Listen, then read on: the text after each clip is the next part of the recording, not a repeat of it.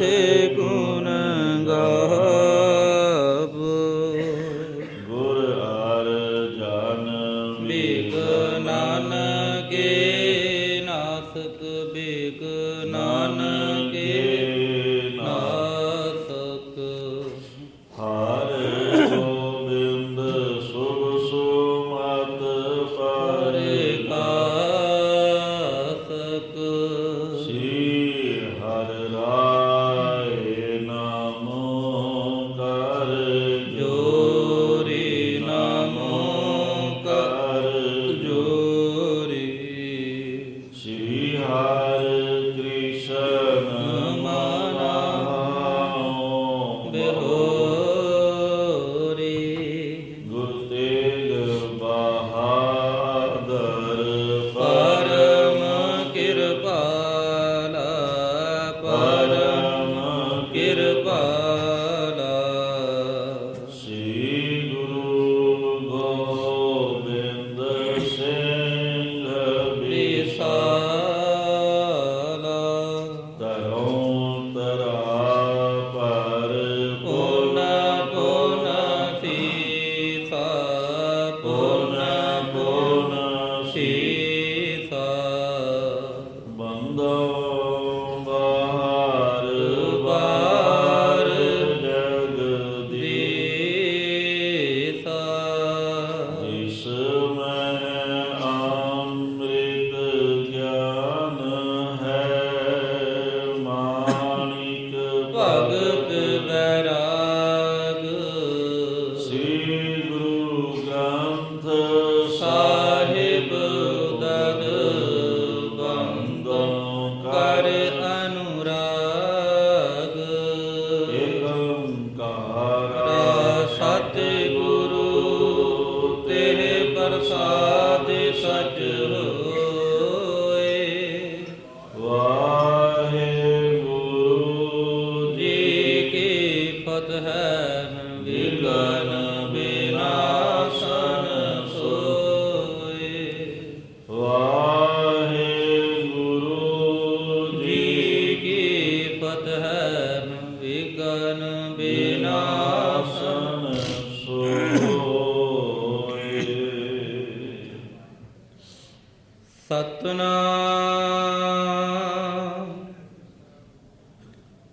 श्री वाहिगुरु साहिब जी। चौपई।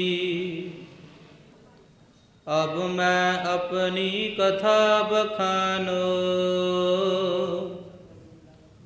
तप साधत जिह बिद मोहे आनो। हेमकुंड पर्वत है जहाँ सपत श्रृंग शोभित है तहाँ। वाहेगुरु जी का खालसा वाहेगुरु जी की फतेह। गुरु की साजी निवाजी साध संगत जियो। आप वडभागी हो।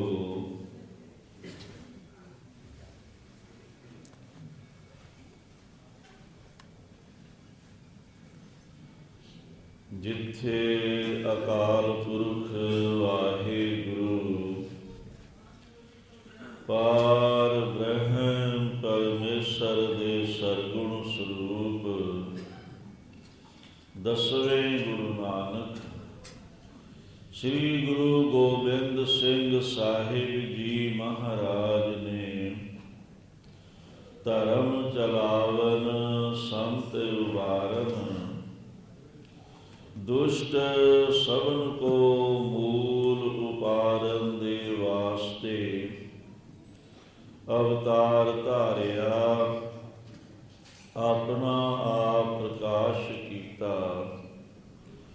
उस पावन तखत श्री हरमंदर जी पटना साहिब सचखंड दरबार दियां आप हाजरियां भरदे हुए अपना लोक परलोक सुहेला बना रहे हो। ਸਤਿਗੁਰੂ ਮਹਾਰਾਜ ਜੀ ਦੀਆਂ ਖੁਸ਼ੀਆਂ ਪ੍ਰਾਪਤ ਕਰ ਰਹੇ ਹੋ। ਇਹੀ ਵੱਡਿਆਂ ਭਾਗਾਂ ਦੀ ਨਿਸ਼ਾਨੀ ਹੈ ਅਤੇ ਇਹ ਸਭ ਸਤਿਗੁਰੂ ਮਹਾਰਾਜ ਜੀ ਦੀ ਬਖਸ਼ਿਸ਼ ਰਹਿਮਤ ਦਾ ਸਦਕਾ ਹੈ।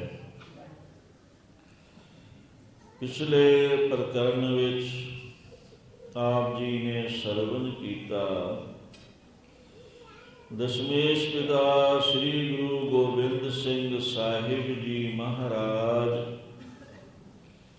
ਕਾਸ਼ੀ, ਅਯੁੱਧਿਆ ਆਦਿ ਨਗਰਾਂ ਵਿੱਚੋਂ ਹੁੰਦੇ ਹੋਏ ਲਖਨੌਰ ਪਹੁੰਚੇ ਹਨ। ਉੱਥੇ ਸਤਿਗੁਰੂ ਜੀ ਹਨ ਤੇ ਦਾਦੀ ਮਾਤਾ ਨਾਨਕੀ ਜੀ ਤੇ ਮਾਤਾ ਗੁਜਰੀ ਜੀ ਹਨ। ਭਾਈ ਜੇਠਾ ਜੀ ਸਤਿਗੁਰੂ ਜੀ ਦੀ ਸੇਵਾ ਦੇ ਵਿੱਚ, ਇਹ ਉੱਥੋਂ ਦੇ ਰਹਿਣ ਵਾਲੇ ਗੁਰੂ ਕੇ ਸੇਵਕ ਮਸੰਦ ਜੋ ਵੀ ਬੜੀ ਭਾਵਨਾ ਦੇ ਨਾਲ ਸੇਵਾ ਕਰਦੇ। ਭੀਖਣ ਸ਼ਾਹ ਜਿਸ ਨੂੰ ਸੋਝੀ ਹੋਈ ਸੀ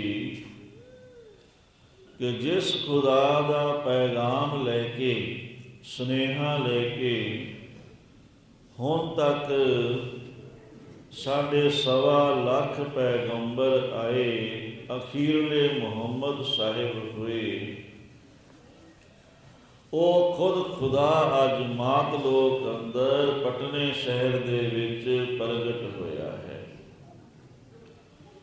ਦਰਸ਼ਨਾਂ ਵਾਸਤੇ ਆਏ, ਜੋ ਮਨ ਦੀ ਭਾਵਨਾ ਸੀ ਪੂਰੀ ਹੋਈ। ਜਾਂਦੇ ਅਰਦਾਸ ਕਰਦੇ ਜਾਂਦੇ ਹਨ ਕਿ ਹੇ ਗੋਬਿੰਦ,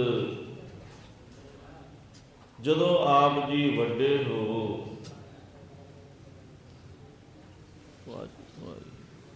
ਬਾਹਰ ਉਹ ਲੜੀ ਵਾਲੇ ਬੱਲਾ ਬੁੱਲ ਵਾਲੇ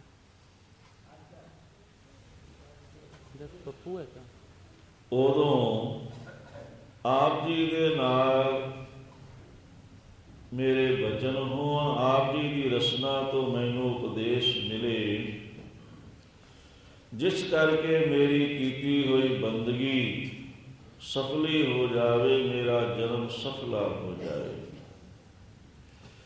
ਇਸ ਨੇ ਇੱਕ ਦਿਨ ਸੁਤੇ ਸਿੱਧ ਹੀ ਧਿਆਨ ਵਿੱਚ ਵੇਖਿਆ ਵੀ ਦਸ਼ਮੇਸ਼ ਜੀ ਤਾਂ ਲਖਨੌਰ ਪਹੁੰਚ ਗਏ ਹਨ। ਇਹ ਆਪਣੇ ਸੇਵਕ ਮੀਰ ਦੀਨ ਪੀਰ ਦੇ ਨਾਲ ਦਰਸ਼ਨਾਂ ਵਾਸਤੇ ਆਇਆ। ਕੁਝ ਬੱਚਿਆਂ ਦੇ ਨਾਲ ਸਤਿਗੁਰੂ ਜੀ ਖੇਡ ਰਹੇ ਸਨ। ਚਰਨਾਂ ਤੇ ਨਮਸਕਾਰ ਕੀਤੀ, ਪਾਸੇ ਲਿਜਾ ਕੇ ਕੁਝ ਬੇਨਤੀਆਂ ਕਈਆਂ ਸਤਿਗੁਰੂ ਜੀ ਨੇ ਉਪਦੇਸ਼ ਬਖਸ਼ਿਆ। ਫਿਰ ਚਰਨਾਂ ਤੇ ਸਿਰ ਰੱਖ ਕੇ ਮੱਥਾ ਟੇਕਦਾ, ਸਿਜਦਾ ਕਰਦਾ ਹੋਇਆ, ਚਰਨ ਧੂੜ ਮੱਥੇ ਨੂੰ ਲਾਉਂਦਾ ਹੋਇਆ ਵਾਪਸ ਮੁੜਿਆ। ਮੀਰ ਦੀਨ ਜੋ ਕੱਟੜ ਮੁਸਲਮਾਨ ਸੀ, ਇਹ ਵੇਖ ਕੇ ਉਹ ਬੜਾ ਹੈਰਾਨ ਹੋਇਆ। ਕਹਿਣ ਲੱਗਿਆ, ਪੀਰ ਜੀ, ਮੈਂ ਵੀ ਤੁਹਾਡਾ ਸ਼ਾਗਿਰਦ ਹਾਂ, ਬੜੇ ਬੜੇ ਹੋਰ ਵੀ ਸ਼ਾਗਿਰਦ ਹਨ ਤੁਹਾਡੇ, ਬਾਦਸ਼ਾਹ ਵੀ ਤੁਹਾਨੂੰ ਸਿਜਦਾ ਕਰਦੇ ਹਨ, ਤੇ ਤੁਸੀਂ ਆ ਇੱਕ ਹਿੰਦੂਆਂ ਦੇ ਲੜਕੇ ਨੂੰ ਮੱਥਾ ਟੇਕਿਆ, ਡੰਡੌਤ ਕੀਤੀ, ਉਹਦੇ ਚਰਨਾਂ ਦੀ ਧੂੜ ਮੱਥੇ ਤੇ ਲਗਾਈ, ਵੱਖਰਿਆਂ ਲਿਜਾ ਕੇ ਕੁਝ ਗੱਲਾਂ ਬਾਤਾਂ ਕੀਤੀਆਂ, ਫਿਰ ਨਮਸਕਾਰ ਕਰਕੇ ਵਾਪਸ ਆਏ। ਇਹ ਤਾਂ ਸਾਰੀ ਗੱਲ ਇਸਲਾਮ ਤੋਂ ਵਿਰੁੱਧ ਹੈ।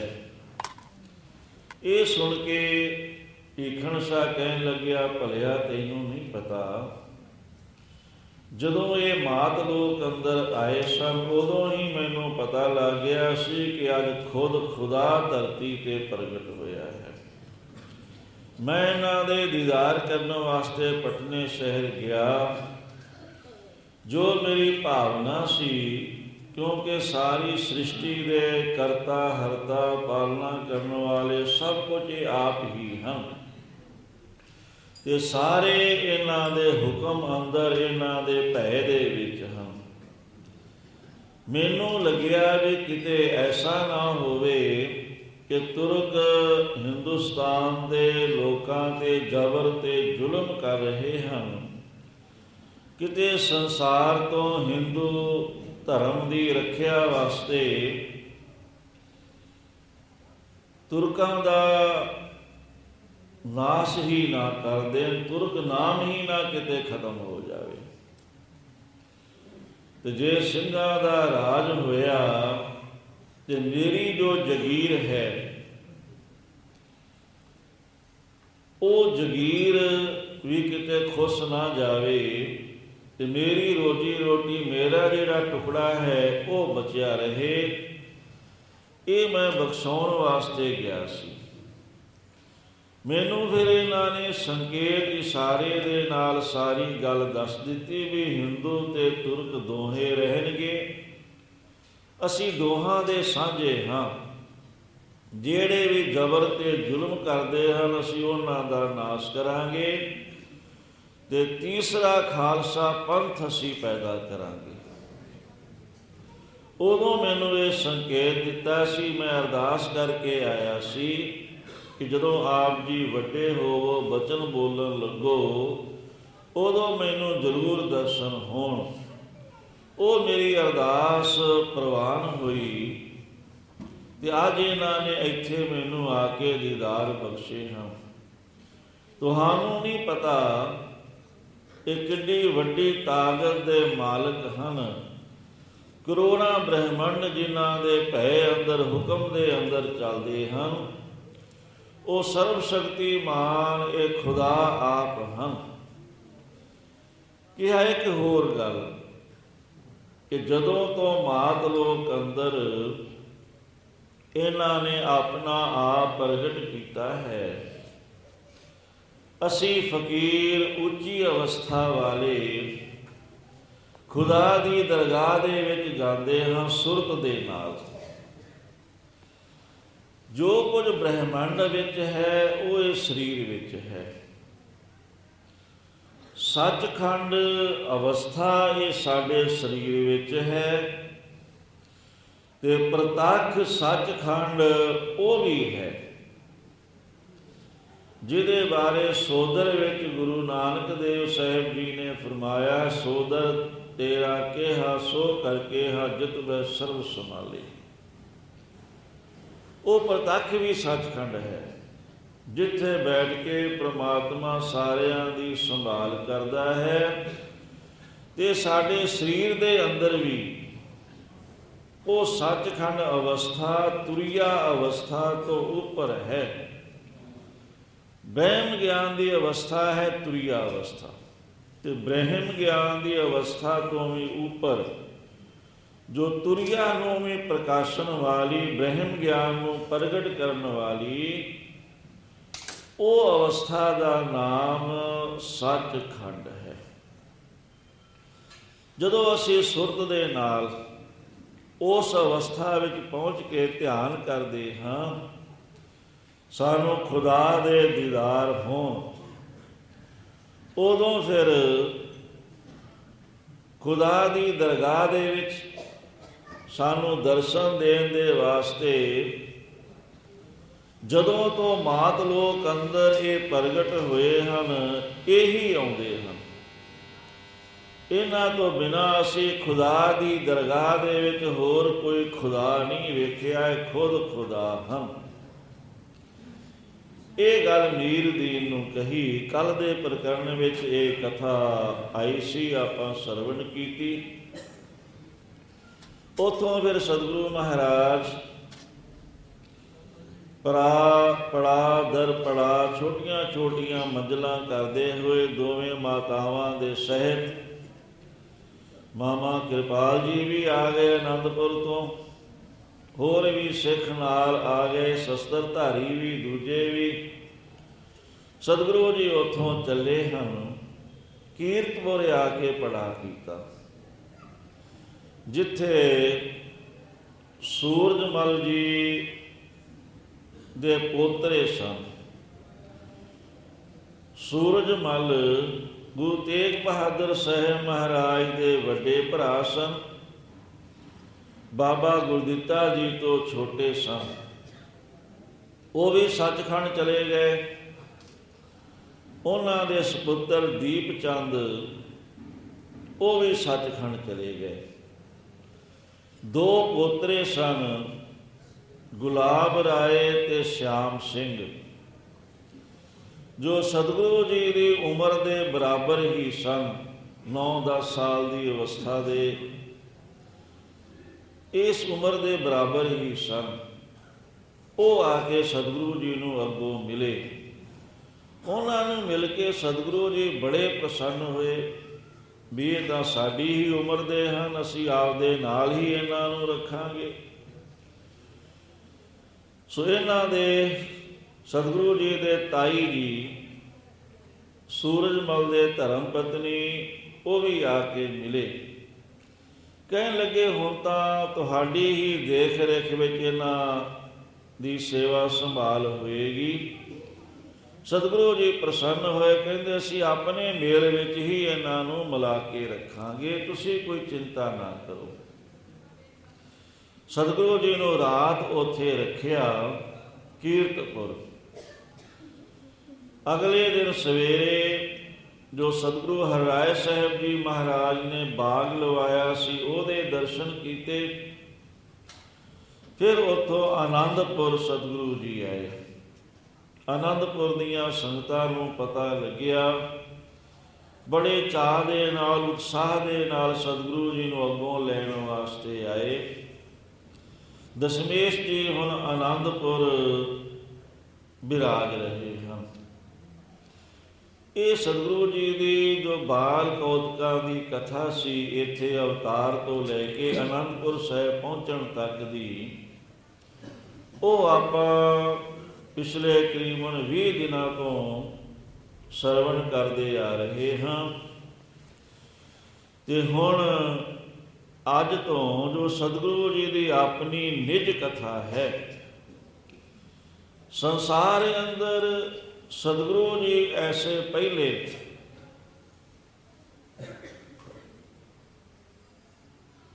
ਪੈਗੰਬਰ ਕਹਿ ਲੋ, ਅਵਤਾਰ ਕਹਿ ਲੋ, ਪਰਮਾਤਮਾ ਦਾ ਸਰੂਪ ਕਹਿ ਲੋ, ਪਰਮਾਤਮਾ ਦੇ ਪੁੱਤਰ ਕਹਿ ਲੋ, ਜੋ ਵੀ ਵਡਿਆਈ ਕਰੋ ਘੱਟ ਹੀ ਹੈ। ਜਿੰਨੀ ਵੀ ਉਸਤਤ ਕਹੋ, ਜੋ ਵੀ ਉਪਮਾ ਦਿਓ, ਉਹ ਵੀ ਥੋੜੀ ਹੈ। ਸੋ ਸਤਿਗੁਰੂ ਨੇ ਆਪਣੀ ਆਤਮ ਕਥਾ ਆਪ ਲਿਖੀ।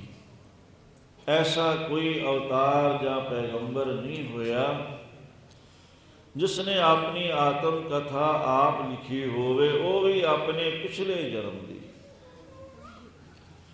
ਤੁਸੀਂ ਸੰਸਾਰ ਦਾ ਧਾਰਮਿਕ ਇਤਿਹਾਸ ਪੜ੍ਹ ਕੇ ਦੇਖ ਲਓ, ਜਿੰਨੇ ਵੀ ਧਰਮ ਹਨ ਸੰਸਾਰ ਅੰਦਰ, ਕਿਸੇ ਵੀ ਧਰਮ ਦਾ ਧਰਮ ਗ੍ਰੰਥ ਕਿਸੇ ਵੀ ਅਵਤਾਰ ਜਾਂ ਪੈਗੰਬਰ ਨੇ ਆਪਦੇ ਹੁੰਦਿਆਂ ਨਹੀਂ ਲਿਖਿਆ। ਸਦੀਆਂ ਸਾਲ ਬਾਅਦ ਕਿਤੇ ਉਹ ਲਿਖਤ ਦੇ ਵਿੱਚ ਆਇਆ। ਪਰ ਸਤਿਗੁਰੂ ਜੀ ਨੇ ਜਿੱਥੇ ਗੁਰੂ ਗ੍ਰੰਥ ਸਾਹਿਬ ਮਹਾਰਾਜ ਆਪ ਲਿਖਵਾਇਆ, ਆਪਦੇ ਹੁੰਦਿਆਂ ਸੰਪੂਰਨ ਹਰਿਮੰਦਰ ਸਾਹਿਬ ਵਿੱਚ ਪ੍ਰਕਾਸ਼ ਮੁੱਖ ਗ੍ਰੰਥੀ ਬਾਬਾ ਬੁੱਢਾ ਜੀ ਨੂੰ ਥਾਪਨਾ, ਦਸ਼ਮੇਸ਼ ਪਿਤਾ ਜੀ ਨੇ ਆਪਣੀ ਸਾਰੀ ਬਾਣੀ ਆਪ ਲਿਖਵਾਈ ਹੈ, ਆਪਦੀ ਰਚਨਾ ਤੋਂ। ਬਾਣੀ ਤੇ ਪਿਛਲੇ ਜਨਮ ਦੀ ਵੀ ਕਥਾ, ਵੀ ਕਿਵੇਂ ਅਸੀਂ ਸਾਜੁਗ ਦੇ ਸਮੇਂ ਅੰਦਰ ਪ੍ਰਗਟ ਹੋਏ ਸੀ, ਉਹਦਾ ਕੀ ਕਾਰਨ ਸੀ, ਤੇ ਸਾਡਾ ਮਾਤ ਲੋਕ ਤੇ ਆਉਣਾ ਕਿਵੇਂ ਹੋਇਆ, ਸਾਡੇ ਮਾਤ ਲੋਕ ਤੇ ਆਉਣ ਦਾ ਕੀ ਕਾਰਨ ਸੀ। ਉਹ ਸਤਿਗੁਰੂ ਮਹਾਰਾਜ ਸਾਰੀ ਕਥਾ ਆਪ ਦੱਸਦੇ ਹਨ। ਸੂਰਜ ਬੰਸ਼ ਰਾਮਚੰਦਰ ਜੀ ਇਸੇ ਬੰਸ਼ ਵਿੱਚ ਪੈਦਾ ਹੋਏ। ਸੂਰਜ ਬੰਸ਼ੀ ਛਤਰੀ ਜਿੰਨੇ ਵੀ ਹਨ ਉਹ ਸਾਰੇ ਸੂਰਜ ਦੀ ਬੰਸ਼ ਹੀ ਮੰਨੇ ਜਾਂਦੇ ਹਨ। ਅੱਗੇ ਫਿਰ ਇਹਨਾਂ ਦੀਆਂ ਬੜੀਆਂ ਜਾਤਾਂ ਹਨ। ਮੁੱਖ ਰੂਪ ਵਿੱਚ ਇਹਨਾਂ ਦੀਆਂ 52 ਜਾਤਾਂ ਹਨ ਸੂਰਜ ਬੰਸ਼ੀ ਖੱਤਰੀਆਂ ਦੀਆਂ। ਉਹਦੇ ਵਿੱਚ ਰਾਮਚੰਦਰ ਜੀ ਹੋਏ। ਹੁਣ ਜਿਹੜੇ ਲੋਕ ਕਿੰਤੂ ਪਰੰਤੂ ਕਰਦੇ ਹਨ ਵੀ ਸਾਨੂੰ ਲਹੂ ਕੁਸੂ ਦੀ ਔਲਾਦ ਤੁਸੀਂ ਦੱਸਦੇ ਹੋ ਜਾਂ ਹੋਰ ਇਹੋ ਜਿਹੀਆਂ ਗੱਲਾਂ, ਵੀ ਜਦੋਂ ਵੀ ਕਿਸੇ ਦਾ ਸੰਸਾਰ ਤੇ ਸਰੀਰ ਧਾਰ ਕੇ ਆਉਣਾ ਹੁੰਦਾ ਹੈ, ਹੁਣ ਕੋਈ ਨਾ ਕੋਈ ਖਾਨਦਾਨ ਤਾਂ ਹੋਏਗੀ। ਇਹ ਤਾਂ ਨਹੀਂ ਹੁੰਦਾ ਵੀ ਉਹਦਾ ਕੋਈ ਖੋਜ ਖੁਰਾਈ ਨਾ ਹੋਵੇ, ਕੋਈ ਉਹਦੇ ਮਾਂ ਪਿਓ ਦਾ ਹੀ ਪਤਾ ਨਾ ਹੋਵੇ, ਜਿਹਦੇ ਘਰ ਕੋਈ ਮਹਾਂਪੁਰਖ ਆਵੇ, ਐਸਾ ਨਹੀਂ ਹੁੰਦਾ। ਕੋਈ ਨਾ ਕੋਈ ਤਾਂ ਪੀੜ੍ਹੀ ਚੱਲਦੀ ਹੀ ਹੈ, ਕਿਤੋਂ ਨਾ ਕਿਤੋਂ ਤਾਂ ਪੀੜ੍ਹੀ ਆਰੰਭ ਹੁੰਦੀ ਹੀ ਹੈ। ਹੁਣ ਸਾਡੇ ਬਜ਼ੁਰਗ ਅੱਗੇ ਉਹਨਾਂ ਦੇ ਬਜ਼ੁਰਗ ਅੱਗੇ ਉਹਨਾਂ ਦੇ ਬਜ਼ੁਰਗ, ਪੀੜ੍ਹੀ ਦਰ ਪੀੜ੍ਹੀ ਤਾਂ ਚੱਲਦੀ ਆਉਂਦੀ ਹੈ। ਪਰ ਉਹ ਹੋਛੀ ਮੱਤ ਵਾਲੇ ਹਨ ਜਿਹੜੇ ਇਹੋ ਜਿਹੀਆਂ ਗੱਲਾਂ ਕਰਦੇ ਹਨ। ਉਹਨਾਂ ਨੂੰ ਪੁੱਛੋ ਵੀ ਜੇ ਤਾਂ ਤੂੰ ਕਹੇ ਵੀ ਤੇਰੇ ਪਿਓ ਦਾ ਕੋਈ ਨਾਂ ਨਹੀਂ ਸੀ, ਤੇਰੀ ਮਾਂ ਦਾ ਕੋਈ ਨਾਂ ਨਹੀਂ ਸੀ, ਉਹ ਖਾਨਾ ਬਦੋਸ਼ ਹਨ, ਫਿਰ ਤਾਂ ਮੰਨ ਲਿਆ ਜਾਏਗਾ ਵੀ ਠੀਕ ਹੈ, ਵੀ ਕੋਈ ਵੰਸ਼ ਨਹੀਂ, ਕੋਈ ਅੰਸ਼ ਨਹੀਂ। ਜੇ ਖਾਨਾ ਬਦੋਸ਼ ਨਹੀਂ, ਜੇ ਪਿਓ ਦਾ ਨਾਂ ਹੈ ਤੇ ਪਿਓ ਦਾ ਪਿਓ ਵੀ ਫਿਰ ਹੋਏਗਾ, ਉਹਦਾ ਪਿਓ ਵੀ ਹੋਏਗਾ, ਉਹਦਾ ਪਿਓ ਵੀ ਹੋਏਗਾ, ਕਿਤੇ ਨਾ ਕਿਤੇ ਤਾਂ ਜਾਏਗੀ ਹੀ ਗੱਲ ਅਖੀਰ ਵਿੱਚ। ਇਸ ਵਾਸਤੇ ਖਾਨਦਾਨ ਜਿਹੜੀਆਂ ਹਨ ਇਹ ਚੱਲਦੀਆਂ ਹਨ। ਸੋ ਇਸੇ ਤਰ੍ਹਾਂ ਹੀ ਰਾਮਚੰਦਰ ਜੀ ਦੀ ਖਾਨਦਾਨ ਵੀ ਚੱਲ ਰਹੀ ਸੀ। ਇੱਕ ਹੋਰ ਦਾਸ ਨੇ ਬਹੁਤ ਡੂੰਘਾਈ ਨਾਲ ਵਿਚਾਰ ਕੀਤੀ ਹੈ। ਸਨਾਤਨ ਹਿੰਦੂ ਧਰਮ ਦੇ ਜੋ 4 ਵੇਦ ਹਨ, ਇਹਨਾਂ 4 ਵੇਦਾਂ ਦੀ ਰਚਨਾ ਪੰਜਾਬ ਦੀ ਧਰਤੀ ਤੇ ਹੀ ਹੋਈ ਹੈ। ਇਹ ਵੀ ਮਾਣ ਪੰਜਾਬ ਨੂੰ ਹੀ ਪ੍ਰਾਪਤ ਹੈ, ਜੋ ਸਨਾਤਨ ਧਰਮ ਦਾ ਮੂਲ ਹੈ। 4 ਵੇਦ ਤੇ ਰਾਮਚੰਦਰ ਜੀ ਦੇ ਪੁੱਤਰ ਲਹੂ ਤੇ ਕੁਸ਼ੂ, ਉਹਨਾਂ ਦਾ ਰਾਜ ਵੀ ਪੰਜਾਬ ਦੇ ਵਿੱਚ ਹੀ ਸੀ। ਲਹੂ ਨੇ ਲਾਹੌਰ ਵਸਾਇਆ, ਉੱਥੋਂ ਦਾ ਰਾਜਾ ਬਣਿਆ। ਕੁਸ਼ੂ ਨੇ ਕਸੂਰ ਵਸਾਇਆ, ਉੱਥੋਂ ਦਾ ਰਾਜਾ ਬਣਿਆ। ਅੱਗੇ ਇਹਨਾਂ ਦੀ ਬੰਸ਼ ਚੱਲਦੀ ਰਹੀ। ਕਾਲ ਕੇ ਤੇ ਕਾਲ ਰਾਏ ਅੱਗੇ ਇਹਨਾਂ ਦੀ ਬੰਸ਼ ਵਿੱਚ ਹੋਏ। ਉਹਨਾਂ ਦਾ ਆਪਸ ਵਿੱਚ ਝਗੜਾ ਹੋਇਆ, ਲੜਾਈ ਹੋ ਗਈ, ਯੁੱਧ ਹੋ ਗਿਆ। ਫਿਰ ਅਖੀਰ ਹੋਇਆ ਕਿ ਜਿਹੜੇ ਲਵ ਦੀ ਬੰਸ਼ ਵਾਲੇ ਸਨ, ਉਹਨਾਂ ਨੇ ਕੁਸੂ ਦੀ ਬੰਸ਼ ਵਾਲਿਆਂ ਨੂੰ ਉੱਥੋਂ ਭਜਾ ਦਿੱਤਾ।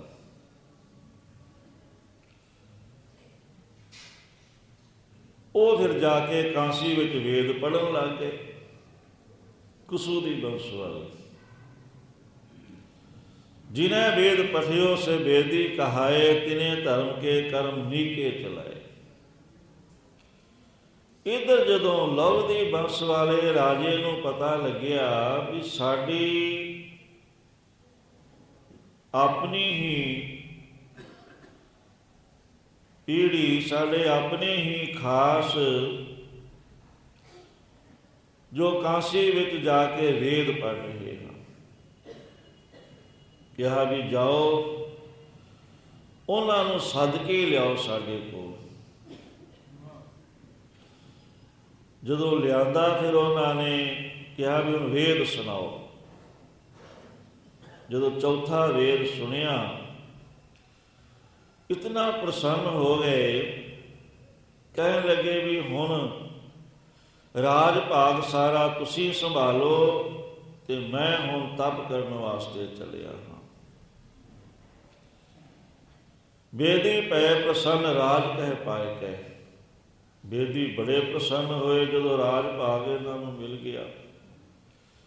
ये फिर राज भाग करते रहे ते कुछ समय तो बाद फिर झगड़ा पैदा हो गया।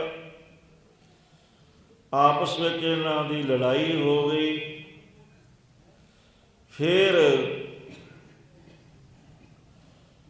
जो लौदी वंश वाले सन वो हार गए। इन्हां फिर सनौड़ देश है, काशी दे नेड़े दा इलाका, उन्होंने सनौड़ देश कहा जाता है। उतों दे राजे ते आके इन्होंने अपना अधिकार जमाया। राजे ने सोचा भी एडा वड्डा प्रतापी है तो मैं काहनूं झगड़ा लेना है मुल इहदे नाल। मेरे कोई औलाद नहीं, इक्को एक मेरी पुत्री है, मैं होवे ना इहदे नाल विआह कर दियां। उहदे नाल विआह कर दिता सनौड़ दे राजे ने। उस तो फिर जो पुत्र पैदा होया उहदा नाम सोढी राय रखिया। ते सोढी राय नूं फिर बाद विच राज दिता गया, उथों दा राजा बनिया। उतों फिर सोढी वंश चली ते सोढी राय नूं राज दे के वो जो राजा सी फिर आके ना ते हमला किया लाहौर कसूर आके। इस तरह फिर इन्हां दा आपस जी झगड़ा विखाद वधदा गया। सुरह विचार उस पासे जाण दी लोड़ नहीं। फिर अखीर बेदियां दे कोल 20 पिंड रह गए तो दूजिया कोल भी थोड़े जे रह गए। इस तरह राज करते हुए फिर उन्हां बेदियां दी कुल विच 3 बेदियां ने की कुल विखे प्रगटे नानक राय। सब सिखन को सुख दे जह तै पै सहाय। सो जो बेदी हन ये कुसू दी अंश हन, जो सोढी हन ये रामचंद्र दे पुत्र वड्डे लहू दी अंश हन। ये दसम पातशाह ने सारी कथा पिछोकड़ लिखी है भी अपने खानदान के बारे पिछोकड़ किहो जिहा साडा खानदान सी। ये सतगुरु जी ने अपना पिछोकड़ लिखिया है। हुण इहदे ते कोई किंतु परंतु करे तो ओहदी घट समझदा ही ये सूचक है। जो सच्चाई हो तो सच्चाई ही है। हुण सतगुरु जी ने अपना खालसा पंथ वखरा कीता, अपनी सारी मान मर्यादा वखरी बनाई, वो वखरी गल है। पर जिहड़ी वंश की गल है, खानदान की गल, वो एक वखरी गल है भी किहड़े खानदान विच किहड़े परिवार विच साडे वड्डे सन, असीं किवें किहड़े खानदान च असीं अगे पैदा होए। हुण हर बंदे का कोई ना कोई खानदान तो हुंदा ही है, इस तो बिना तो कोई हुंदा नहीं। खाना बदोश तो कोई भावें होवे ते खाना बदोशां नूं पुछदा भी कौन, उन्हां नूं मान भी कित्थे मिलदा है। सुरो विचार क्यों फिर सतगुरु महाराज ने ये अपनी सारी जो पिछली कथा सी इहदा भी जिक्र किया। फिर ये भी सतगुरु जी ने दसिया भी सतयुग का जदों समा आरंभ होया उदों फिर अकाल पुरख वाहिगुरु ने अगे कथा आ रही है, दैत पैदा किते, दैत हंकारी हो गए। परमात्मा ने गुस्से विच आके, रोस विच आके तुरंत उन्होंने खत्म कर दिता। उन्हां दी थां ते देवतियां नूं थाप दिता ते देवते आपदी पूजा कराउण लग गए। फिर देवतियां दा हंकार दूर करन दे लई परमात्मा ने फिर होर खेल खेडिया। ये ओहदी लीला है, खेल खेल खेल खेल अनंत को फिर एक। ਉਹਦੀ ਲੀਲਾ ਨੂੰ ਕੋਈ ਜਾਣ ਨਹੀਂ ਸਕਦਾ। ਆਪੇ ਸੂਖਮ ਆਪੇ ਸਥੂਲਾ, ਲਖੀ ਨਾ ਜਾਈ ਨਾਨਕ ਲੀਲਾ। ਫਿਰ ਸੁਮਨ ਸੁਮ ਦੈਂਤ ਪੈਦਾ ਕੀਤੇ ਦੇਵਤਿਆਂ ਦਾ ਹੰਕਾਰ ਦੂਰ ਕਰਨ ਦੇ ਲਈ। ਉਹਨਾਂ ਨੇ ਫਿਰ ਇੰਦਰ ਨੂੰ ਕੱਢ ਦਿੱਤਾ। ਇੰਦਰ ਨੇ ਦੇਵਤਿਆਂ ਕੋਲ ਪੁਕਾਰ ਕੀਤੀ, ਸਭ ਨੇ ਜਵਾਬ ਦੇ ਦਿੱਤਾ। ਅਖੀਰ ਦੁਰਗਾ ਨੂੰ ਕਿਹਾ, ਦੁਰਗਾ ਕਹਿੰਦੀ ਮੈਂ ਮਤ ਕਰਦੀ ਹਾਂ। ਜਦੋਂ ਮੈਦਾਨੇ ਜੰਗ ਦੇ ਅੰਦਰ ਦੁਰਗਾ ਆਈ, ਉਹ ਵੀ ਰਕਤ ਬੀਜ ਦੈਂਤ ਤੋਂ ਹਾਰ ਕੇ ਵਿੰਧਿਆਚਲ ਪਰਬਤ 'ਤੇ ਜਾ ਕੇ ਲੋਕੇ ਤਪੱਸਿਆ ਕਰਨ ਲੱਗੀ। ਫਿਰ ਬੇਲ ਸੁਬੇਲ ਜੋ ਰਕਤ ਬੀਜ ਦੇ ਅੱਗੇ ਛੋਟੇ ਸੈਨਾਪਤੀ, ਉਹਨਾਂ ਨੂੰ ਭੇਜਿਆ। ਉਹਨਾਂ ਨੇ ਸਮੁੰਡ ਰਿਖੀ ਦੇ ਆਸ਼ਰਮ ਦੇ ਵਿੱਚ ਆ ਕੇ ਸਮੁੰਡ ਰਿਖੀ ਨੂੰ ਪੁੱਛਿਆ ਵੀ ਦੱਸੋ ਉਹ ਕਿੱਥੇ ਗਈ ਹੈ। ਸਮੁੰਡ ਰਿਖੀ ਨੇ ਅੰਤਰ ਧਿਆਨ ਹੋ ਕੇ ਦੱਸਿਆ ਕਿ ਪ੍ਰਮਾਤਮਾ ਨੇ ਐਸੀ ਖੇਡ ਖੇਡਣੀ ਹੈ ਜਿਸ ਨੂੰ ਤੁਸੀਂ ਅਬਲਾ ਕਹਿੰਦੇ ਹੋ, ਇਸਤਰੀ ਕਹਿੰਦੇ ਹੋ, ਉਸੇ ਨੇ ਤੁਹਾਨੂੰ ਹਰਾਉਣਾ ਹੈ ਤੇ ਤੁਹਾਡੇ ਸੁਮਨ ਸੁਮ ਨੂੰ ਮਾਰ ਕੇ ਇੰਦਰ ਨੂੰ ਰਾਜ ਵਾਪਸ ਦਿਵਾਉਣਾ ਹੈ। ਇਹ ਸੁਣ ਕੇ ਬੇਲ ਸੁਬੇਲ ਜੋ ਦੈਂਤ ਸਨ ਬੜੇ ਗੁੱਸੇ ਵਿੱਚ ਆ ਗਏ, ਕ੍ਰੋਧ ਵਿੱਚ ਆ ਗਏ ਵੀ ਇਹ ਤਾਂ ਦੇਵਤਿਆਂ ਦੇ ਪੱਖ ਦੀ ਸਾਡਾ ਮਨੋਬਲ ਡਾਊਨ ਕਰਨ ਵਾਸਤੇ ਕਰ ਰਿਹਾ ਹੈ। ਉਸ ਵਕਤ ਜਦੋਂ ਸਮੁੰਡ ਰਿਖੀ ਦੇ ਆਸ਼ਰਮ ਨੂੰ ਇਹ ਉਜਾੜਨ ਦੀ ਕੋਸ਼ਿਸ਼ ਕਰਨ ਲੱਗੇ, ਉਸ ਨੂੰ ਮਾਰਨ ਲੱਗੇ, ਉਦੋਂ ਫਿਰ ਉਹਨੇ ਆਰਾਧਨਾ ਕੀਤੀ ਕਿ ਅਕਾਲ ਪੁਰਖੋਂ ਤੁਸੀਂ ਆਪ ਪ੍ਰਗਟ ਹੋਵੋ ਛੇਤੀ ਤੋਂ ਛੇਤੀ। ਜੇ ਹੁਣ ਕਹੋਗੇ ਵੀ ਸੰਸਾਰ ਦੀ ਮਰਿਆਦਾ ਅਨੁਸਾਰ ਮਾਤਾ ਪਿਤਾ ਦੇ ਰਾਹੀਂ ਜਨਮ ਲਵਾਂਗਾ, ਵੱਡਾ ਹੋਵਾਂਗਾ, ਫਿਰ ਤਾਂ ਮੇਰਾ ਤਾਂ ਭੋਗ ਹੁਣੇ ਪੈ ਜਾਣਾ ਹੈ। ਇਹ ਤਾਂ ਹੁਣ ਮਿੰਟਾਂ ਸਕਿੰਟਾਂ ਦੀ ਗੱਲ ਹੈ। ਜਿੰਨੀ ਉਹਦੀ ਭਗਤੀ ਸੀ, ਤਪੱਸਿਆ ਸੀ, ਉਹ ਸਾਰੇ ਤਪੋ ਬਲ ਨੂੰ ਲਾ ਕੇ ਪੂਰੀ ਇਕਾਗਰਤਾ ਦੇ ਨਾਲ ਜਦੋਂ ਆਰਾਧਨਾ ਕੀਤੀ, ਉਦੋਂ ਫਿਰ ਅਕਾਲ ਪੁਰਖ ਨੇ ਆਪਣਾ ਆਪ ਸਿੱਧਾ ਹੀ ਪ੍ਰਗਟ ਕੀਤਾ। ਕਿਹਾ ਵੀ ਦੱਸ ਕੀ ਗੱਲ ਹੈ। ਉਹ ਕਹਿੰਦਾ ਮਹਾਰਾਜ ਇਹਨਾਂ ਦੈਂਤਾਂ ਨੂੰ ਨਾਸ਼ ਕਰੋ। ਉਦੋਂ ਫਿਰ ਦੈਂਤਾਂ ਦਾ ਨਾਸ਼ ਕਰਕੇ ਆਪਣਾ ਨਾਮ ਦੁਸ਼ਟ ਦਮਨ ਭਗਵਾਨ ਕਹਾਇਆ ਸੀ ਤੇ ਕਿਹਾ ਵੀ ਸਾਡਾ ਕਾਰਜ ਤਾਂ ਹੋ ਗਿਆ ਪੂਰਾ, ਜਿਸ ਵਾਸਤੇ ਅਸੀਂ ਤੇਰੀ ਰੱਖਿਆ ਵਾਸਤੇ ਪ੍ਰਗਟ ਹੋਏ ਸਾਂ, ਇਹਨਾਂ ਦੁਸ਼ਟਾਂ ਦਾ ਨਾਸ਼ ਕਰਨ ਵਾਸਤੇ। ਇਹ ਬਾਕੀ ਦੀ ਜਿਹੜੀ ਗੱਲ ਹੈ, ਸੁਮਨ ਸੁਮ ਨੂੰ ਮਾਰਨਾ, ਦੇਵਤਿਆਂ ਨੂੰ ਰਾਜ ਵਾਪਸ ਦਿਵਾਉਣਾ, ਉਹ ਡਿਊਟੀ ਹੁਣ ਦੁਰਗਾ ਦੀ ਹੈ। ਉਹ ਵਿੰਧਿਆਚਲ ਪਰਬਤ ਤੇ ਤਪੱਸਿਆ ਕਰਕੇ ਅਕਾਲ ਪੁਰਖ ਵਾਹਿਗੁਰੂ ਤੋਂ ਸ਼ਕਤੀ ਪ੍ਰਾਪਤ ਕਰਕੇ ਆਏਗੀ ਤੇ ਇਹਨਾਂ ਦਾ ਨਾਸ਼ ਕਰੇਗੀ।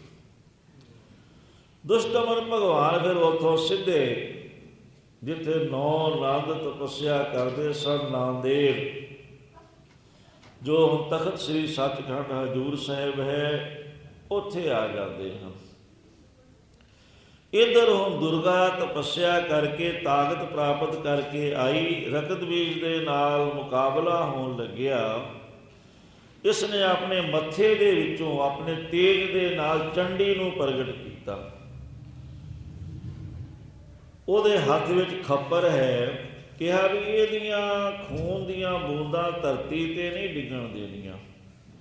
ਜਦੋਂ ਮੈਂ ਇਸ ਨੂੰ ਮਾਰਾਂਗੀ, ਸਾਰਾ ਖੂਨ ਇਹਦਾ ਖੱਪਰ ਵਿੱਚ ਪਾ ਕੇ ਤੇ ਪੀ ਜਾਣਾ ਤੂੰ। ਜੇ ਇੱਕ ਵੀ ਬੂੰਦ ਧਰਤੀ ਤੇ ਡਿੱਗ ਪਈ ਤੇ ਇਹਦੇ ਵਰਗੇ ਰਕਤ ਬੀਜ ਹੋਰ ਪੈਦਾ ਹੋ ਜਾਣਗੇ। ਇਸ ਤਰ੍ਹਾਂ ਫਿਰ ਰਕਤ ਬੀਜ ਦੈਂਤ ਨੂੰ ਮਾਰਿਆ। ਫਿਰ ਸੁਮਨ ਸੁਮ ਪਠਾਇਆ ਜਮ ਦੇ ਧਾਮ ਨੂੰ, ਉਹਨੂੰ ਵੀ ਜਮਾਂ ਦੇ ਘਰ ਵਿੱਚ। ਇਹ ਕਥਾ ਬਾਕੀ ਇੱਧਰ ਏਦਾਂ ਹੋਈ। ਉੱਧਰ ਹੁਣ ਜਦੋਂ ਸੰਸਾਰ ਦੇ ਲੋਕਾਂ ਨੂੰ ਪਤਾ ਲੱਗਿਆ ਕਿ ਦੁਸ਼ਟ ਦਮਨ ਭਗਵਾਨ ਇਹ ਤਾਂ ਆਪ ਅਕਾਲ ਪੁਰਖ ਹਨ, ਇਹ ਤਾਂ ਸਾਰੇ ਦੇਵੀ ਦੇਵਤਿਆਂ ਤੋਂ ਉੱਪਰ ਹਨ, ਸਾਰਿਆਂ ਨੂੰ ਸ਼ਕਤੀਆਂ ਤਾਕਤਾਂ ਦੇਣ ਵਾਲੇ ਹਨ। ਤੇ ਦੁਨੀਆ ਦਰਸ਼ਨਾਂ ਵਾਸਤੇ ਟੁੱਟ ਪਈ। ਬੜੀ ਉੱਥੇ ਭੀੜ ਹੋਣ ਲੱਗ ਪਈ। ਉਦੋਂ ਫਿਰ ਦੁਸ਼ਟਮਨ ਭਗਵਾਨ ਉੱਥੋਂ ਅਲੋਪ ਹੋ ਗਏ। ਜੋ ਚੜਾਵੇ ਦੀ ਮਾਇਆ ਸੀ ਉਹ ਸਾਰੀ ਉੱਥੇ ਸੌਂਪ ਦਿੱਤੀ ਗੋਦਾਵਰੀ ਨੂੰ, ਤੇ ਉੱਥੋਂ ਅਲੋਪ ਹੋ ਕੇ ਹੇਮਕੁੰਡ ਪਰਬਤ ਤੇ ਆ ਕੇ ਤਪੱਸਿਆ ਕਰਨ ਲੱਗੇ। ਵੀ ਇੱਕ ਤੋਂ ਮੈਂ ਦੋ ਸਰੂਪ ਹੋਇਆ, ਹੁਣ ਦੋ ਤੋਂ ਇੱਕ ਸਰੂਪ ਹੋਣ ਵਾਸਤੇ, ਆਪਣੇ ਸਵੈ ਸਰੂਪ ਦੇ ਵਿੱਚ ਅਭੇਦ ਹੋਣ ਵਾਸਤੇ ਜੋ ਮਰਿਆਦਾ ਹੈ, ਜੋ ਨਿਯਮ ਹੈ,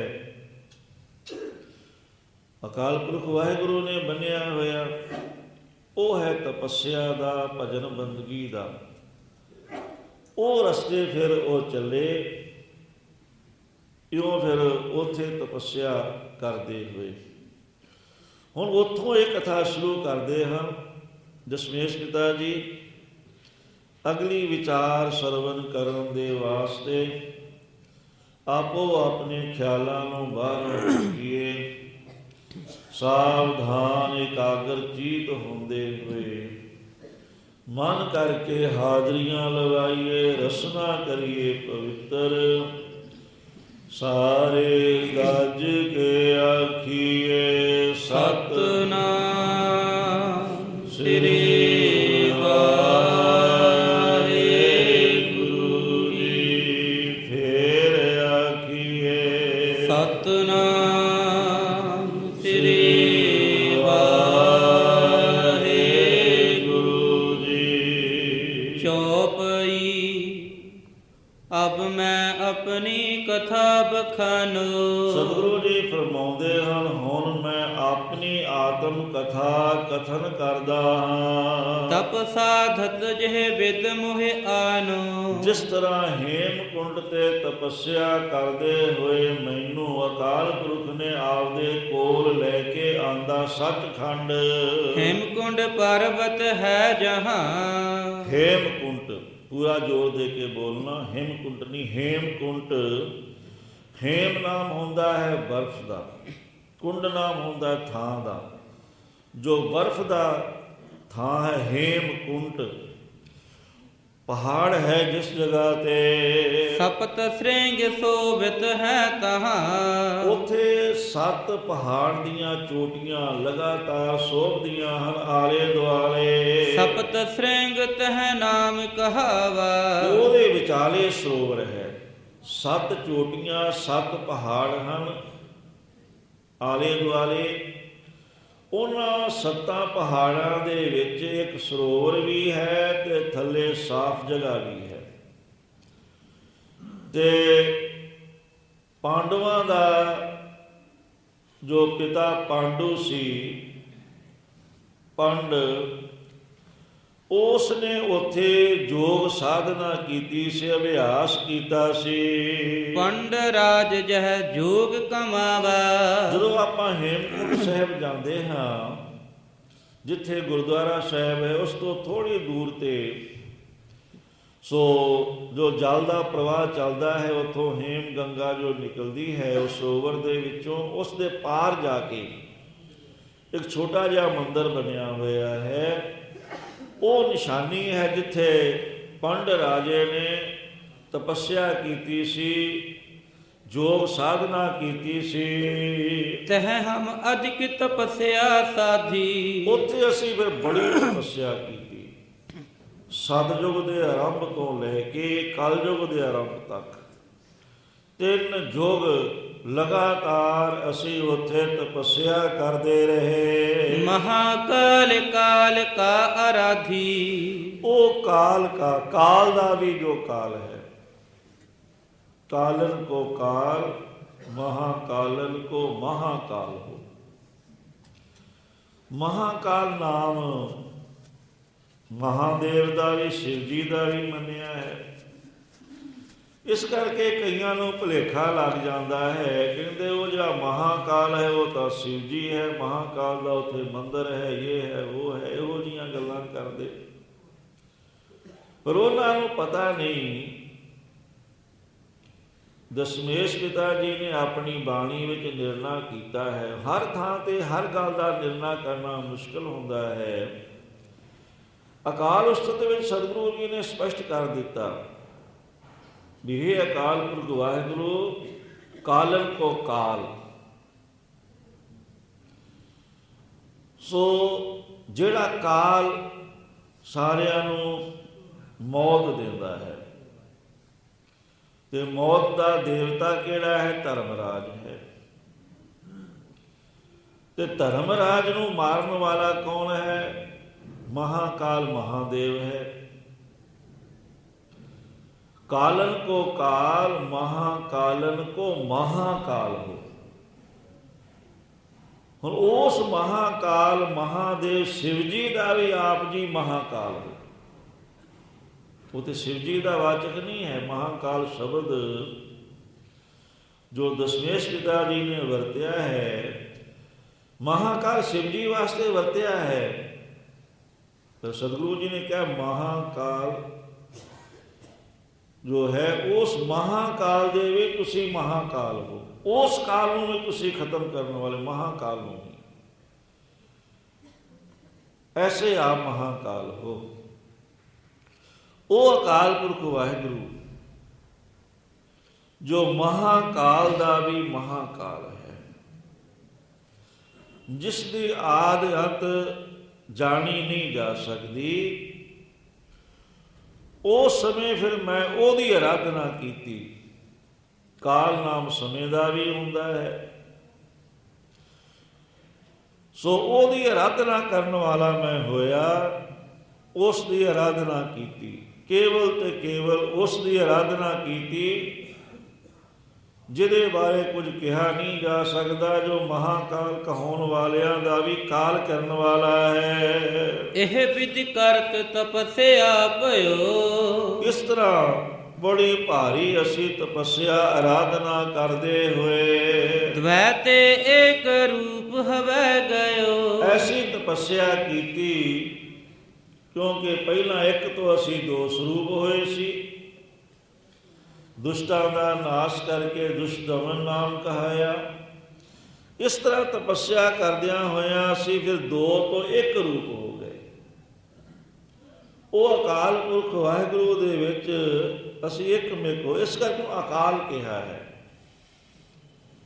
ਉਹਦਾ ਕਦੀ ਕਾਲ ਨਹੀਂ ਹੈ। ਬਾਕੀ ਸਾਰੇ ਕਾਲ ਕੇ ਬਣਾਏ ਸਭ ਕਾਲ ਹੀ ਚਬਾहेंगे।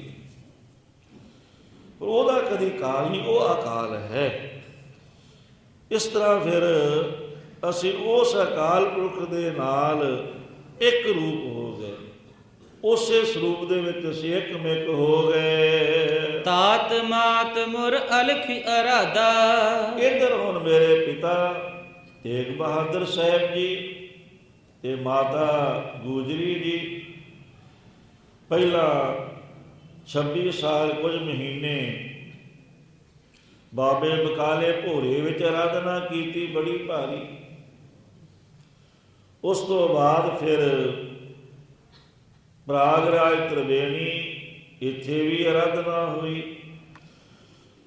ਸੋ ਸਾਡੇ ਮਾਤਾ ਪਿਤਾ ਨੇ ਅਕਾਲ ਪੁਰਖ ਵਾਹਿਗੁਰੂ ਦੀ ਆਰਾਧਨਾ ਕੀਤੀ ਸਾਡੇ ਜਨਮ ਦੇ ਵਾਸਤੇ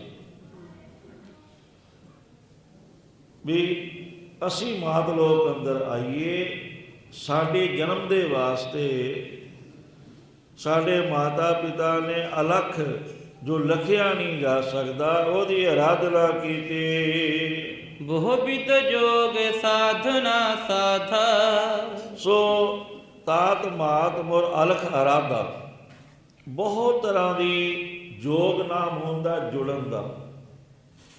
ਜੋਗ ਸਾਧਨਾ ਵੀ ਹੈ, ਜੁੜਨ ਦਾ ਨਾਮ ਹੀ ਹੈ।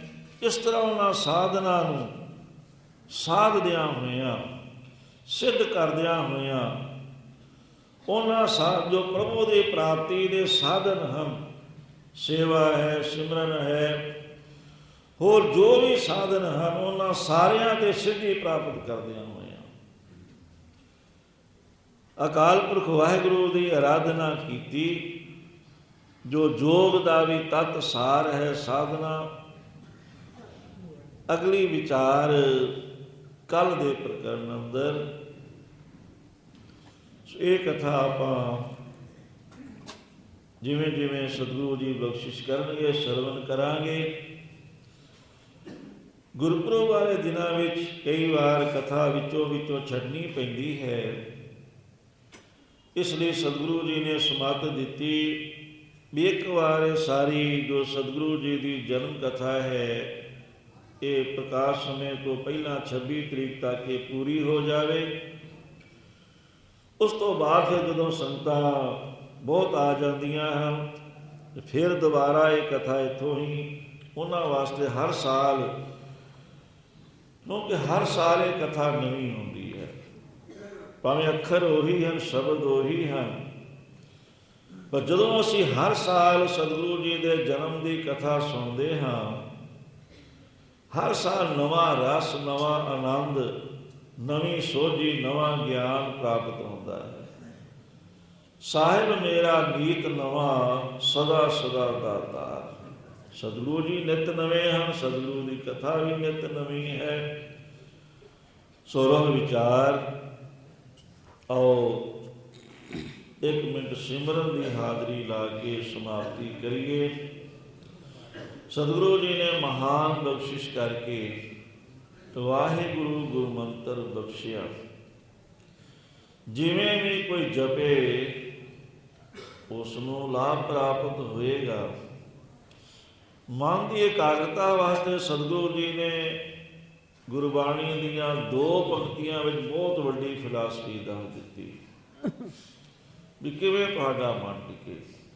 ਸਰਵਣੀ ਸੁਣੀਏ, ਰਸਨਾ ਗਾਈਏ, ਹਿਰਦੈ ਧਿਆਈਐ ਸੋਈ।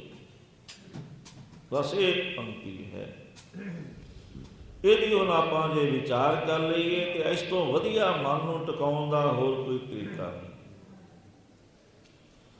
ਰਸਨਾ ਦੇ ਦੁਆਰਾ ਵਾਹਿਗੁਰੂ ਵਾਹਿਗੁਰੂ ਬੋਲੀਏ।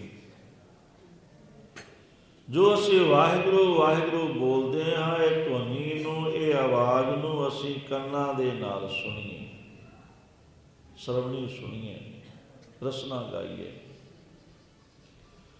ਇਉਂ ਮਹਿਸੂਸ ਕਰੀਏ ਜੋ ਮੈਂ ਵਾਹਿਗੁਰੂ ਵਾਹਿਗੁਰੂ ਬੋਲਦਾ ਹਾਂ, ਇਹ ਧੁਨੀ, ਇਹ ਆਵਾਜ਼ ਮੇਰੇ ਹਿਰਦੇ ਵਿੱਚੋਂ ਆ ਰਹੀ ਹੈ। ਫਿਰ ਬਿਨਾਂ ਬੋਲਿਆ ਜਦੋਂ ਜਪਣਾ ਹੈ ਉਦੋਂ ਫਿਰ ਕੇਵਲ ਹਿਰਦੇ ਵਿੱਚ ਧਿਆਨ ਕਰਕੇ ਜਪਣਾ। ਦੂਸਰਾ ਤਰੀਕਾ ਹੈ ਆਉਂਦੇ ਜਾਂਦੇ ਸਵਾਸ ਦੇ ਨਾਲ ਜਪਣਾ। ਜੇਤੇ ਸਾਸ ਗ੍ਰਾਸ ਮਨ ਲੇਤਾ ਤੇਤੇ ਹੀ ਗੁਣ ਗਾਈਏ। ਜਦੋਂ ਅਸੀਂ ਸਵਾਸ ਅੰਦਰ ਨੂੰ ਲੈਂਦੇ ਹਾਂ ਉਦੋਂ ਵਾਹੇ, ਇਹ ਧਿਆਨ ਰੱਖਣਾ ਵੀ ਸਾਹ ਡੂੰਘਾ ਲੈਣਾ ਹੈ। ਜਦੋਂ ਅਸੀਂ ਵਾਹੇ ਕਹੀਏ ਅੰਦਰ ਹੇ ਦਾ ਉਚਾਰਨ ਸਿੱਧਾ ਜਾ ਕੇ ਸਾਡੀ ਨਾਭੀ ਜੋ ਧੁਨੀ ਹੈ ਇੱਥੇ ਹੋਵੇ। ਸਵਾਸਾਂ ਦੀ ਗੰਢ ਵੀ ਨਾਭੀ ਵਿੱਚ ਮੰਨੀ ਹੈ। ਸੋ ਪੂਰਾ ਸਾਹ ਭਰ ਕੇ ਲੈਣਾ। ਜਦੋਂ ਅੰਦਰ ਸਾਹ ਲੈਣਾ ਉਦੋਂ ਵਾਹੇ, ਤੇ ਸਾਹ ਛੱਡਣਾ ਵੀ ਪੂਰਾ ਬਾਹਰ। ਜਦੋਂ ਬਾਹਰ ਛੱਡਣਾ ਉਦੋਂ ਗੁਰੂ ਧਿਆਨ ਦੇ ਵਿੱਚ ਬਿਨਾਂ ਬੋਲਿਆ। ਇਹ ਸੌਖਾ ਰਹਿੰਦਾ ਹੈ। ਬੋਲ ਕੇ ਥੋੜ੍ਹੀ ਅਖਿਆਈ ਹੁੰਦੀ ਹੈ, ਪਰ ਕਈ ਕੋਸ਼ਿਸ਼ ਤਾਂ ਕਰਦੇ ਹਨ ਪਰ ਗੱਲ ਬਣਦੀ ਨਹੀਂ, ਪੂਰੇ ਅੱਖਰ ਨਹੀਂ ਬੋਲੇ ਜਾਂਦੇ। ਇਸ ਵਾਸਤੇ ਬੋਲ ਕੇ ਜਾਪ ਕਰਨ ਦਾ ਅਭਿਆਸ ਉਹ ਪਹਿਲਾ ਹੈ। ਹਿਰਦੇ ਵਿੱਚ ਧਿਆਨ ਕਰਕੇ ਰਸਨਾ ਦੁਆਰਾ ਬੋਲਣਾ ਤੇ ਕੰਨਾਂ ਨੂੰ ਸੁਣਨ ਵਿੱਚ ਲਗਾਉਣਾ। ਸੁਰਤ ਧਿਆਨ ਦੇ ਨਾਲ ਸੁਣਨਾ, ਰਸਨਾ ਦੁਆਰਾ ਬੋਲਣਾ। ਇਹ ਦੂਸਰਾ ਹੈ ਸਵਾਸ ਅੰਦਰ ਜਾਵੇ ਤਾਂ ਵਾਹੇ, ਬਾਹਰ ਆਵੇ ਤਾਂ ਗੁਰੂ। ਇਹਦੇ ਨਾਲ ਜਿੱਥੇ ਮਨ ਦੀ ਇਕਾਗਰਤਾ ਬੜੀ ਛੇਤੀ ਹੋਏਗੀ, ਜਿੱਥੇ ਵਿਕਾਰਾਂ ਤੋਂ ਬੜੀ ਛੇਤੀ ਕੰਟਰੋਲ ਹੋਏਗਾ, ਉੱਥੇ ਸਰੀਰ ਦੀ ਤੰਦਰੁਸਤੀ ਵੀ ਛੇਤੀ ਹੋਏਗੀ, ਕਿਉਂਕਿ ਪੂਰੀ ਆਕਸੀਜਨ ਸਾਨੂੰ ਮਿਲੇਗੀ। ਆਕਸੀਜਨ ਹੀ ਸਾਡੇ ਫੇਫੜੇ ਸਾਫ਼ ਕਰਦੀ ਹੈ, ਆਕਸੀਜਨ ਹੀ ਸਾਡੇ ਖੂਨ ਨੂੰ ਸਾਫ਼ ਕਰਦੀ ਹੈ। ਸਾਡੇ ਅੰਦਰ ਦੇ ਸਾਰੇ ਸਿਸਟਮ ਨੂੰ ਠੀਕ ਰੱਖਣ ਵਾਸਤੇ ਆਕਸੀਜਨ ਜ਼ਰੂਰੀ ਹੈ। ਇਸ ਕਰਕੇ ਡੂੰਘਾ ਸਾਹ ਲੈਣ ਦੇ ਨਾਲ ਪੂਰੀ ਸਾਡੇ ਸਰੀਰ ਨੂੰ ਆਕਸੀਜਨ ਮਿਲੇਗੀ, ਤੰਦਰੁਸਤੀ ਵੀ ਹੋਏਗੀ। ਜਦੋਂ ਅਸੀਂ ਸਵਾਸਾਂ ਨਾਲ ਸਿਮਰਨ ਕਰਕੇ ਉੱਠਾਂਗੇ ਸਾਨੂੰ ਲੱਗੇਗਾ ਵੀ ਹਲਕਾ ਹਲਕਾ ਸਰੀਰ ਲੱਗਦਾ ਹੈ। ਸੋ ਇਸ ਤਰ੍ਹਾਂ ਇਹ ਸਤਿਗੁਰੂ ਜੀ ਨੇ ਦੋ ਤਰੀਕੇ ਦੱਸੇ ਹਨ। ਪਹਿਲਾਂ ਬੋਲ ਕੇ, ਫਿਰ ਬਿਨਾਂ ਬੋਲਿਆ ਹਿਰਦੇ 'ਚ ਧਿਆਨ ਕਰਕੇ ਵੀ ਜਪ ਸਕਦੇ ਹੋ ਇੱਕ ਥਾਂ ਟਿਕਾ ਕੇ, ਤੇ ਆਉਂਦੇ ਜਾਂਦੇ ਸਵਾਸ ਦੇ ਨਾਲ ਮਿਲਾ ਕੇ। ਜਦੋਂ ਸਵਾਸ ਅੰਦਰ ਜਾਵੇ ਤਾਂ ਵਾਹੇ, ਬਾਹਰ ਆਵੇ ਤਾਂ ਗੁਰੂ। ਇਸ ਤੋਂ ਵਧੀਆ ਤੇ ਸੌਖਾ ਤਰੀਕਾ ਹੋਰ ਕੋਈ ਹੈ ਹੀ ਨਹੀਂ, ਨਾ ਕੋਈ ਹੋ ਹੀ ਸਕਦਾ ਹੈ। ਸਭ ਤੋਂ ਸਰਲ ਹੈ, ਸਭ ਤੋਂ ਸੌਖਾ, ਸਭ ਤੋਂ ਵਧੀਆ। ਪਰ ਗੱਲ ਤਾਂ ਹੁਣ ਜਪਣ ਦੀ ਹੈ। ਜੇ ਕੋਈ ਗੱਲਾਂ ਬਾਤਾਂ ਨਾਲ ਬ੍ਰਹਮ ਗਿਆਨੀ ਬਣੇ ਉਹਦੀ ਮਰਜ਼ੀ ਹੈ, ਪਰ ਕਮਾਈ ਕੀਤੇ ਬਿਨਾਂ ਗੱਲ ਬਣਦੀ ਨਹੀਂ। ਕਮਾਈ ਤਾਂ ਕਰਨੀ ਹੀ ਪਵੇਗੀ। ਉਪਦੇਸ਼ ਗੁਰਬਾਣੀ ਦਾ ਹੈ, ਗੁਰੂ ਦਾ ਹੈ, ਤੇ ਜਿਨ੍ਹਾਂ ਨੇ ਉਪਦੇਸ਼ ਨੂੰ ਕਮਾ ਲਿਆ, ਸਾਧਨਾ ਵਿੱਚ ਜੁੜ ਗਏ, ਉਹ ਫਿਰ ਮੰਜ਼ਿਲ ਤੇ ਪਹੁੰਚ ਹੀ ਜਾਂਦੇ ਹਨ। ਤੇ ਜਿਹੜੇ ਕੁਝ ਕਰਦੇ ਹੀ ਨਹੀਂ, ਉਹਨਾਂ ਨੇ ਮੰਜ਼ਿਲ ਤੇ ਕੀ ਪਹੁੰਚਣਾ ਹੈ। ਜਿਹੜੇ ਯਤਨ ਕਰਦੇ, ਉਦਮ ਕਰਦੇ ਹਨ, ਇੱਕ ਦਿਨ ਉਹ ਮੰਜ਼ਿਲ ਤੇ ਪਹੁੰਚ ਹੀ ਜਾਂਦੇ ਹਨ। ਇਸ ਕਰਕੇ ਯਤਨ ਕਰੀਏ, ਉਦਮ ਕਰੀਏ। ਆਓ ਸਾਰਿਆਂ ਨੇ ਮਿਲ ਕੇ ਹਾਜ਼ਰੀ ਲਾਉਣੀ, ਕੋਈ ਵੀ ਰਸਨਾ ਖਾਲੀ ਨਾ ਰਹੇ।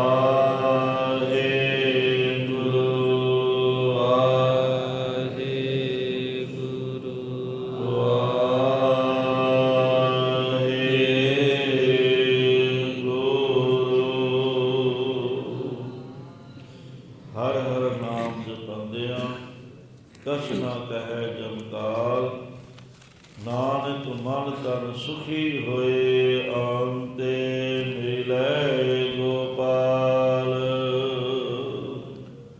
ਇਹ ਬਿਦ ਕਰਤ ਤਪਸਿਆ ਪਇਓ, ਦ્વੈਤੇ ਏਕ ਰੂਪ ਹਵੈ ਗਇਓ। ਤਾਤ ਮਾਤ ਮੁਰ ਅਲਖ ਆਰਾਧਾ, ਬਹੁ ਬਿਦ ਜੋਗ ਸਾਧਨਾ ਸਾਧਾ। ਵਾਹਿਗੁਰੂ ਜੀ ਕਾ ਖਾਲਸਾ, ਵਾਹਿਗੁਰੂ ਜੀ ਕੀ ਫਤਿਹ।